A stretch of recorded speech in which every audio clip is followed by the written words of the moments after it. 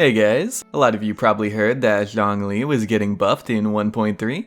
Mihoyo put out a few posts where they went over possible buffs they were looking at, and a few days ago they made a post announcing that all of those buffs would be added in 1.3. In case you don't know what those buffs are, allow me to go over them real quick. First, his Dominance of Earth passive talent will increase his attack by 1.39% of his max health. Now that does probably sound small, but it does add up a lot when you consider how fast and how many times he attacks, as well as how high his health can really get. The highest I've personally seen is like 40,000 something, and it can probably go even higher. Now they didn't say they were replacing the effect where his ult gains 33% of his health as attack, so I'm guessing they're adding the two effects together, but to be clear, I am not entirely positive on it. I feel like if they were replacing it though, they would have specifically stated it. Next one is that his Pillar, the Resonate effect, and the Wave from his Barrier will have their attack increased by 1.9% of his health. His Barrier will also decrease the physical and elemental resistance of enemies in a set radius by 20%. This effect, however, will not stack with other Zhongli's. On top of that though, he will have increased resistance to getting interrupted when activating his Barrier, and when he activates his Barrier, he will also make a Pillar at the same time. Those are all of the buffs he's getting. Then there's of course the buffs to his element as a whole. Enduring Rock Resonance will make it so attacking enemies will lower their Geo resistance by 20% for 15 seconds, on top of giving you 15% more attack if you have a barrier on you. Also, all Geo barriers will have 150% physical attack and elemental attack absorption, instead of 250% absorption for Geo. So yeah, a lot of love is coming to him and his element in 1.3 on the 3rd of February. So for those of you that have rolled for him or got him by accident while rolling for one of the other 4 stars, you're probably going to want to prepare him for these buffs, because he is going to be a complete and utter monster DPS wise and support wise. He is really going to feel like one of the most powerful gods this world has ever seen. If you're going to be running him as an alt spam support, nothing is really going to be all that different. You're going to want 2-piece Petra with 2-piece Noblesse, with all the health, crit rate, and crit damage you can get, as well as a Geo Goblet. What's going to be new to many players is running him as a main DPS. Running health on him before these buffs, while nice for his ult, wasn't really imperative since you were focusing solely on your primary attacks. However, now you can buff your primary attacks, ult, and abilities with your health, so health becomes the go-to stat that you really want to focus on. Instead of attack stats, you want health stats. So if you want to go a full DPS Zhongli, here's what I recommend for sets you can go after to prepare him for 1.3. I personally like to run 2-piece Gladiator for the 12% attack bonus, and 2-piece Bloodstained for the 25% physical bonus, since most of his attacks are going to be physical. As far as stats go, Flower and Feather main stats are of course locked, but for your timepiece you want health as the main stat.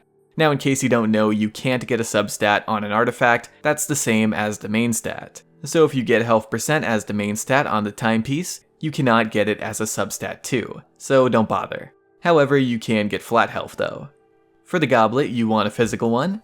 Now you can roll health on a goblet as a main stat, but as far as I know, it's not worth it over physical. It's like how you never run a defense goblet over a Geo one on Noelle if you're going for DPS. The elemental or physical goblet is always going to help you more in the long run.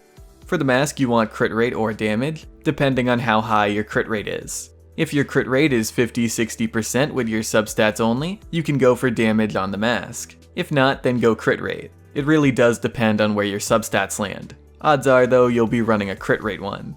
Now for substats, health percent and the 2 crit stats are his most important substats. If you can get flat health along with it, that's good. However, if you find yourself stuck deciding between an artifact that has percent health and another one that has flat health as a substat, the percent substat is always going to be a bigger bonus no matter what, on really any stat. You get way more out of percent stats than you do with flat ones. ER is also always a good stat to have, you can never go wrong with it. Attack stats are okay too, not ideal but okay. Defense and elemental mastery, however, are best left avoided if possible. Now I do understand that good gladiator pieces can be pretty difficult to come by, especially if you aren't AR-55 yet, since AR-55s do get a guaranteed 5-star artifact from bosses. If you don't have or you're unable to get 2 good glad pieces, there are of course other options. Instead of getting the 12% attack bonus, you can go with 2-piece Noblesse instead to get the 20% alt bonus. Your main attacks will be a bit weaker, but your ult will be hitting very hard, so it's not a bad swap. The other option is 2-piece Petra. This will buff your ult as well as the attacks from your barrier and pillar. I personally think Noblesse would be more valuable over this, not going to lie, but this is an option you can go for. You can pair either of these with the Bloodstain set if you can't run 2-piece Glad, or maybe you like the idea of hybrid builds, and you rather go with one of those even if you do have 2 good Glad pieces. There's no problem there, play how you want to play. Regardless, you'll still be a DPS monster. Also, if you do have 4 good Glad pieces, you could run that as well, but again, that is a really difficult set to come by. For his weapon, his best 4-star is Crescent Pike. Its secondary stat is physical, and its effect is getting an elemental particle increases your attack by 20% at base, so that's a big buff. It is a prototype weapon, so if you have a polearm prototype lying around, then it's a really easy weapon to get. And let's be real, many of you probably already have this weapon anyway. Practically everyone has heard how good this weapon is. If you're lucky enough to refine it, even better. If you have 5-star polearms like Vortex Vanquisher or Primordial Jade Spear, those are great weapons to run on him that are currently obtainable. I know some of you have probably heard rumors of a new spear coming that's absolutely godly on him, but we don't really know exactly when it'll be obtainable. Aside from sets and weapons, you can further prepare your Zhongli by preparing other units to pair with him. You only need one other Geo unit to get the Enduring Rock Resonance going, and that resonance will be a fat buff to him. Albedo is easily the best one to run with him. The Geo bonus attacks from his elevator will of course be buffed by Zhongli's barrier, and the elevator will resonate with his pillar. And both the pillar and the elevator have 100% uptime, now that he can place a pillar when activating his barrier. Ningguang and the MC are also good with him. The wall and the rock can resonate with his pillar too, and if you swap off of him to Ningguang and give her his barrier, Ningguang will be doing great DPS too. Also, any of those 3 characters will get him his ult back very fast. Noelle, however, doesn't really help him. He mainly helps her, because you pop your barrier, swap it off to her, and Noelle pops her ult and hits massive swings on enemies. So he offers her a lot, but Noelle doesn't really offer him anything while he's on the field, besides maybe her C4 barrier AoE, but that's only one attack, so. Outside of Geo units though, Xinyan is good with him because her Now That's Rock and Roll talent gives 15% more physical attack to units that have her barrier on them. There's also of course units that can proc Superconduct, since again he is mainly going to be hitting physical attacks. So yeah, if you want to have your Zhongli prepared for 1.3, I'd start getting those things together now.